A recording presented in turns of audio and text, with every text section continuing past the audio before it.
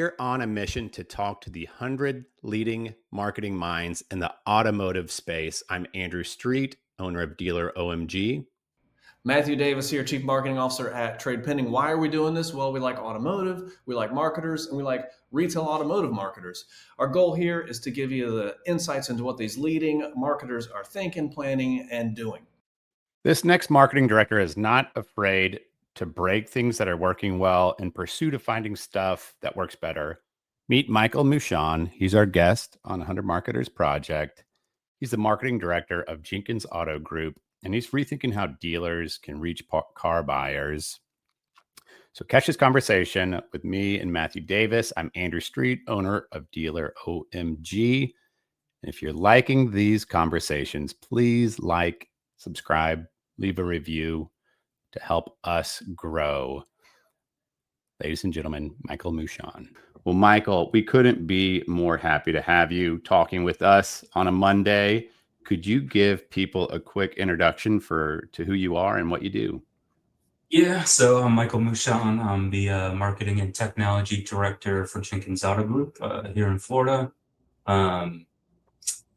To all things marketing and technology and data, right? But I also double as sort of a pseudo corporate internet director. I, in my department, more or less, I'm a one-man band. We do have some other folks at like a group level for graphic design, video, more traditional media. But as far as anything digital, marketing, technology, data, that's me. That was like 8 things there. Which one of those consumes the most of your time, and does that change depending upon the time of year? I think really, I live out of my email, so it's a combo of, starting at the top of the inbox and then going to the bottom of the inbox and trying to pick out, what I spend my time on first. But, I also have a desk line and a cell phone. So, it's 300-400 emails a day, numerous calls, texts. But, after being at a store level for like 15 years, I understand the right now sort of need or necessity, because you're trying to sell cars. So, could be working on something and deep in it, but somebody's going to call me with an issue, and I'm going to knock it out right then and there, and then get back to the other stuff. But in your experience, what type of qualities do people have that are successful in the marketing director role? Like, I've seen some people who are super creative and they want to shoot the content and be out there in the front lines, like outside the box ideas. And some people are just like really organized. Or somewhere in the middle. Yeah. So, I mean, it's not that I'm disorganized, but I think you either have to be like really good at one or two things and then have a really good support staff, right? That work alongside you with you towards a common goal. Or you kind of have to be a jack of all trades, and have some things that you're better at. And for me, I think the people that can find that delicate balance between being an advocate for the vendor, without it being an issue for the store and vice versa is helpful. Like it's a lot of translation and try to like help the conversation go in the right direction and credit where credit's due. And then, let's go after them when that's necessary as well. But I think, being well versed in a little of everything and trying to help maintain that relationship between the vendor and the stores, because they don't always communicate the best together and don't always speak the same language. Like a jack of all trades, master of none. That is something that has been used to describe me in the past. So I get that. And if you're the one-man band, you're forced into being that jack of all trades, for better or for worse to some degree. Yeah, and I think people you don't need to know everything, but you need to have a desire to self-educate, right? So if you don't know something, or if I don't know something, it's possible no one else does, so I have to learn it, right? And no one else is going to do it, right? So, it's a great opportunity to build your skill set and grab more tools. Have you found like cool resources for you to kind of get up to speed with what, other forward thinking marketers are doing, other forward thinking dealers are doing right now? So usually it's a phone call, to my counterparts, in the industry, right? So I might reach out to NIF, for advice on something, or chat with Grace Scott or somebody to go, hey, listen, I've been tasked to do X. Here's what I'm thinking. I'm sure you've done this before, right? Help me understand what are some of the things to look out for, to do, not do. Um, you know, uh, it's usually talking to other people, uh, that I've heard them speak before. We've had conversations, and 99.999% of what's coming out of their mouth rings true for me. So I view them as like-minded.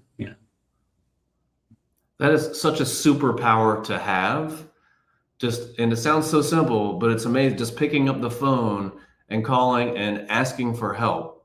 It sounds like I don't know what I'm doing here. You've done this before. Help me out. Like that is like I wish every person in every job, especially marketers, just followed that as a best practice. And I should follow that more myself too. Sometimes it's hard too in automotive. We have or allegedly we have a lot of egos, in our business, and sometimes people look at a marketing or technology director as like a know-it-all or something, right? And we're not. We know a lot, and we self-educate a lot, but you got to be able to pick up a phone and ask somebody, especially if you know that they've tackled something previously, whether that's a CDP or incorporating AI into their stores or whatever it is, right?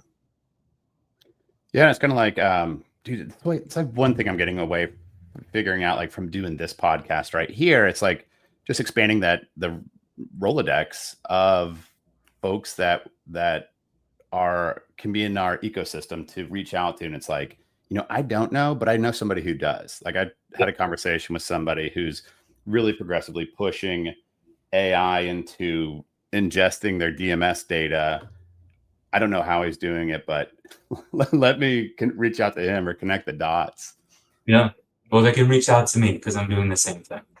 Yeah, Yeah. we'll have to come back to all the acronyms, the CDPs and the AIs. But before we get there, and if at the top level, how do you think about building the brand for Jenkins Auto Group and that brand awareness versus more like performance marketing? We have to get leads right now to sell cars right now because they're one and the same, but they're two sides of the same coin. How do you balance that? I think it's really hard.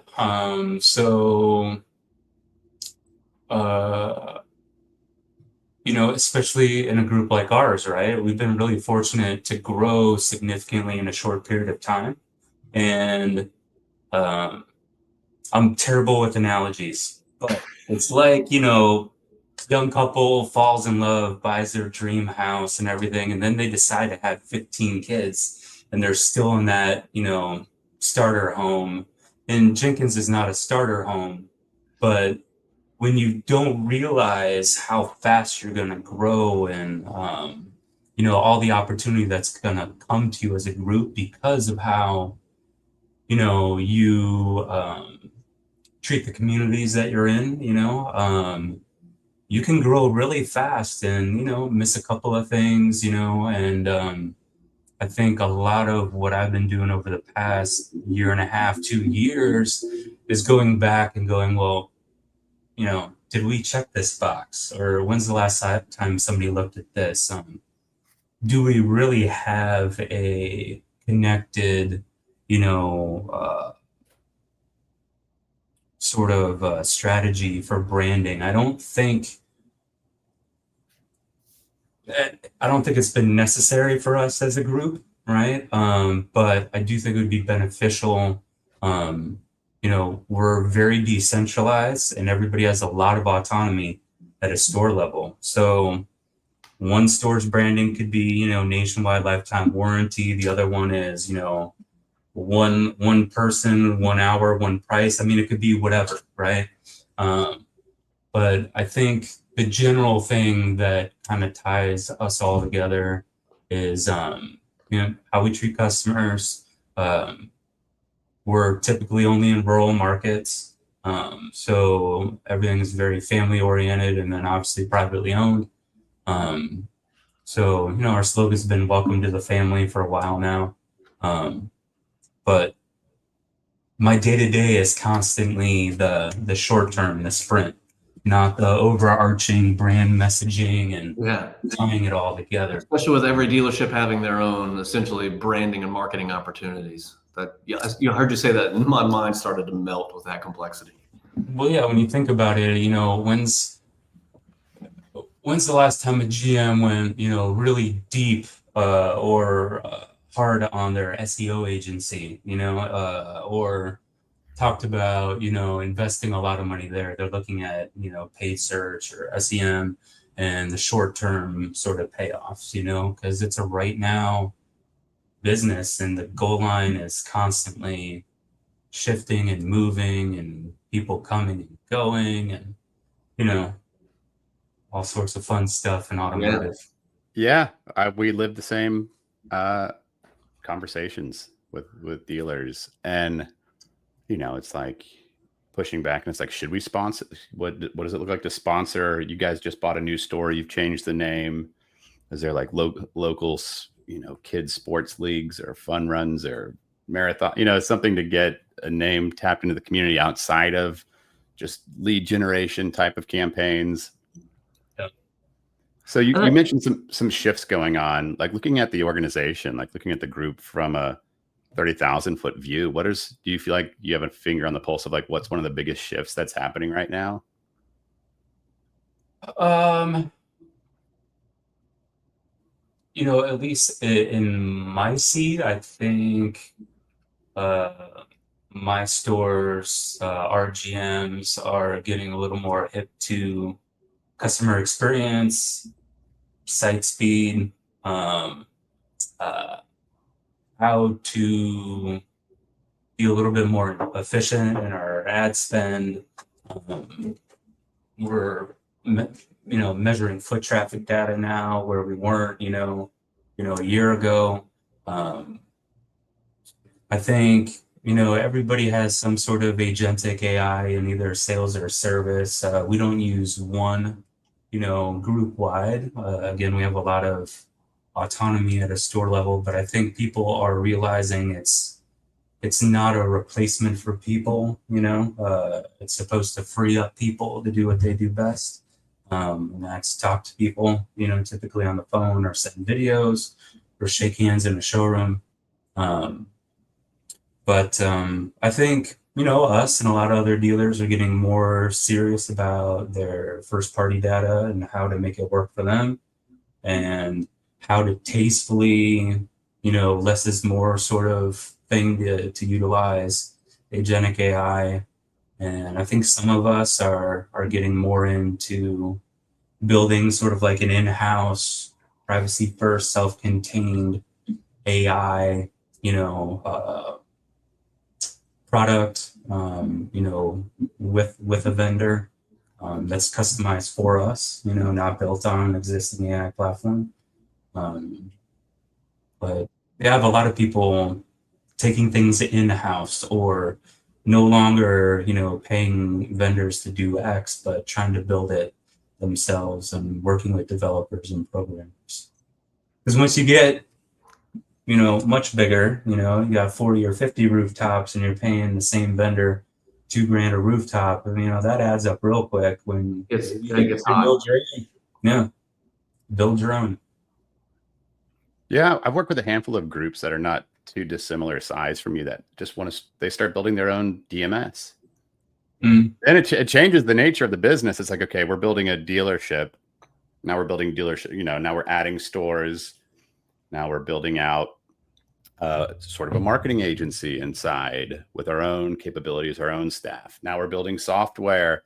And if it starts to work well, it's like, do you think other dealers would want to use our software? Should we be, selling before you know it, you're a software? vendor. Well, Yeah. there's a lot of dealer principals and GMs that have done that exact same thing, you know.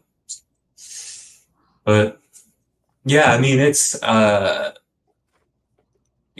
surprising to me anymore. But initially, I was surprised by how many dealer groups have multiple stores operating out of the same CRM or DMS, even, or utilizing, the same accounts or platforms for multiple, locations. It's wild.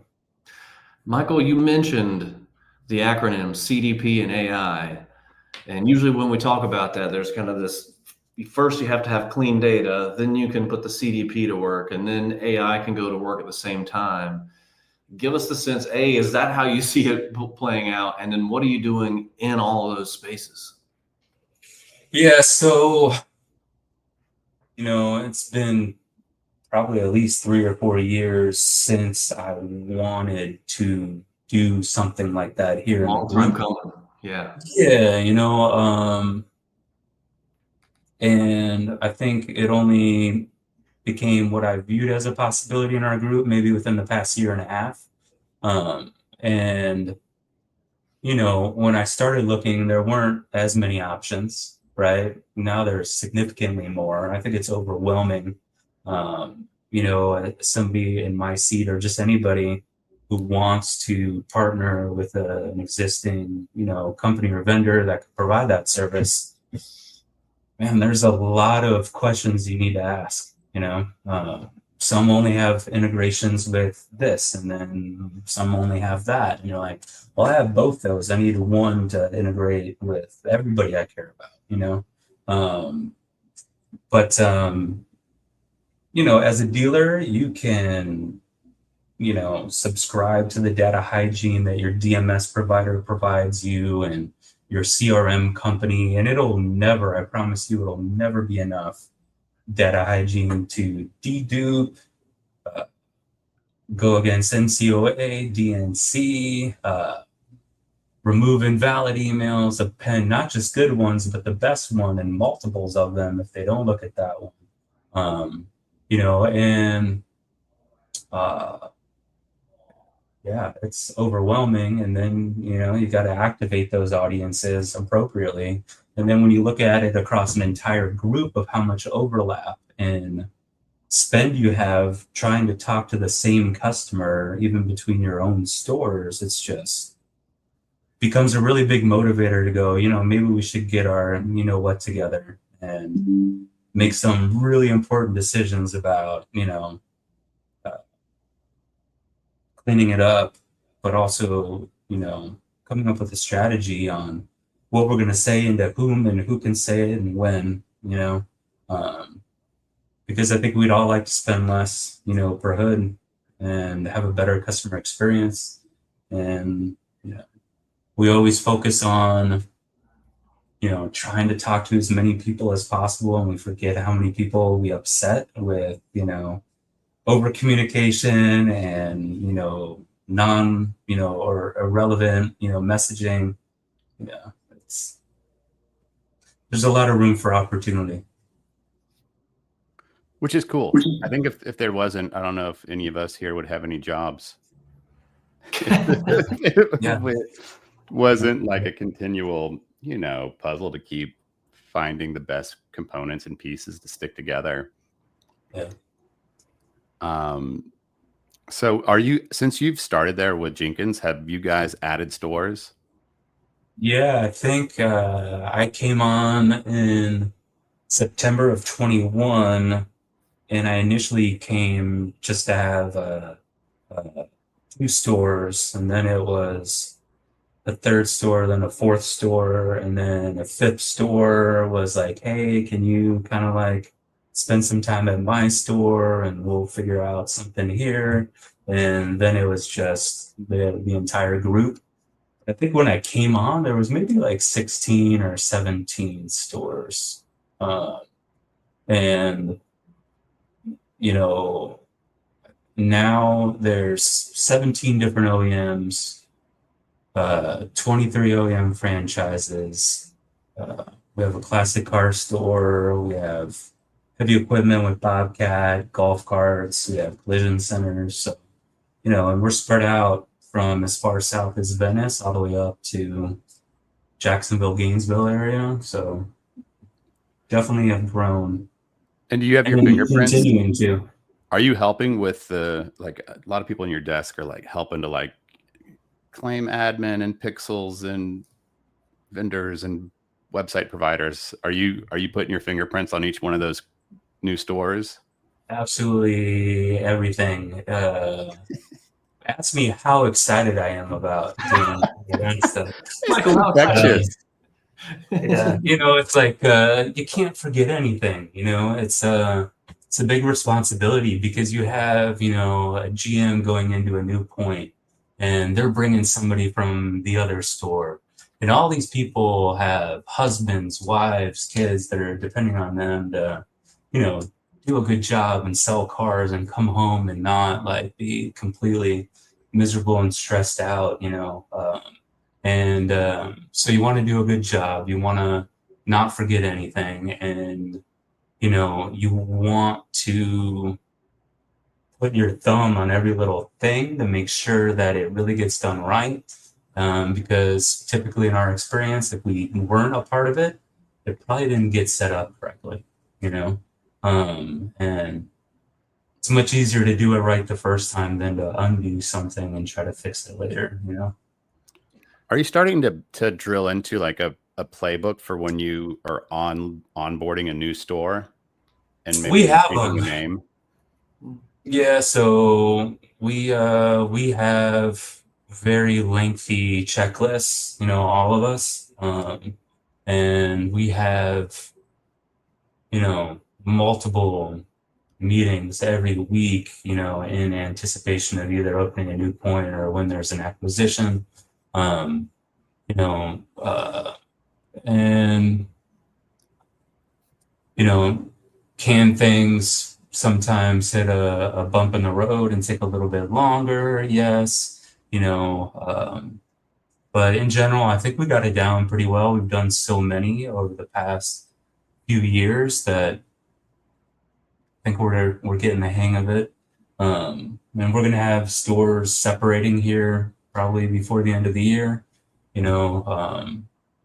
So that's a whole other scenario. We went through that when we opened up our new Genesis points, separating them from Hyundai.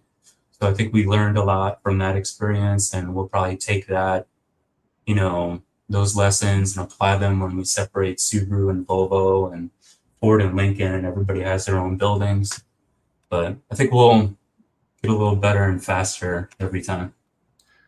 What as it relates to your marketing efforts, what do you feel is working well for you and your dealerships right now? Whew.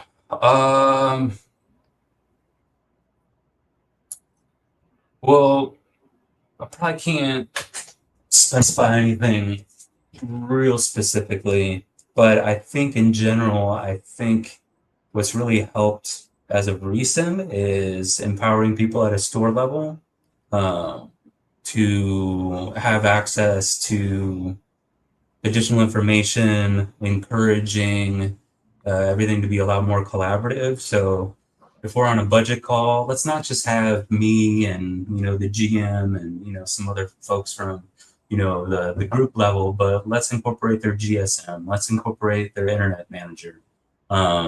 If we're doing a call with the Digit agency, let's get a couple more people on the call. Let's be more inclusive.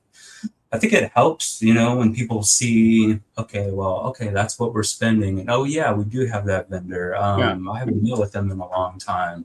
And really tossing it back on a lot of the vendors to go, hey, I'm expecting you to contact these contacts at a store on a monthly basis, include me in the communications, set a reoccurring, monthly meeting with all those people.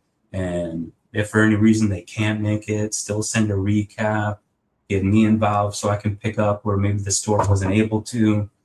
I think that's been helpful At least for me. I hope the stores like it, but like, you know, it's good for me, you know, because I can't look at everything. I can't be everywhere. And I think the more we invest in our people, uh, you know, I think they'll appreciate that. It makes them more valuable, but it also gives them maybe more of a say in what goes on day to day, and they feel a little bit more confident about either suggesting something or, you know, doing something, you know, themselves.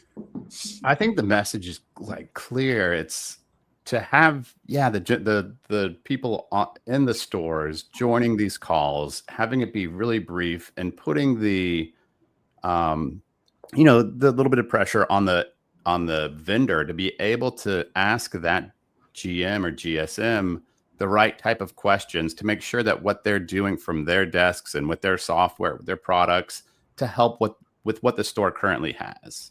Yeah. If you're just floating them with leads, they don't have the BDC, they're not working badly. It's just to make sure that, yeah, if they've got like a shortage of pre-owned inventory, it sounds like we might want to divert some of this advertising budget from just pushing CPO, maybe do into vehicle acquisition, and having that brief 5 to 10 minute conversation with the store level, just to and have you be the mediator in the middle, but make sure that we're able to tune dials as a vendor to what each store needs, because each one's a snowflake versus here's the cookie cutter, stamp, stamp, stamp, stamp.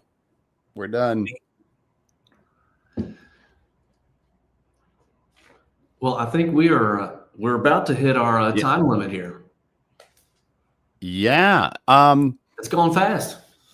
Yeah. Anything people should know about getting connected with you? Are you active on social medias? I'm not. And if you've ever seen me at a conference, you know, I'm not a public speaker either. But yeah, I mean, I'm on LinkedIn, you know, so they can always reach me there. I'm not really active on social media other than posting an obscene amount of pictures of my kids. But yeah, on LinkedIn is probably the best way to get in touch with me, and I will respond to everybody and help everybody. You know, that's one thing I think that's really important is we're all super busy, right? But you know, if there's somebody else in our industry that may need help or something like that, you know, it's important to stop what you're doing, help them out, because that will come back to you a millionfold. You know, for sure. Amen. Well, Michael, it has been a pleasure. Michael Moushon, is that how you say it? Yeah, yeah. Okay. Well, nobody actually knows my real name, so if you say Michael Moushon, they'll be like, "Never heard of him." Everyone just calls me Moosh. That makes it Yeah, easier. for my entire life, Moosh. Well, I like your attitude and what you're doing, not only for the stores that you help, but for the industry. Thank you, Michael. Much Moosh. appreciated. Thank you, guys. Hope you enjoyed this conversation. If you did, please subscribe to the show. It helps us get out to more people like you. And if you know somebody or you're somebody that's a sharp marketer in automotive, please reach out to us. We'd love to feature you on the show. Reach out to Ashley at dealeromg.com.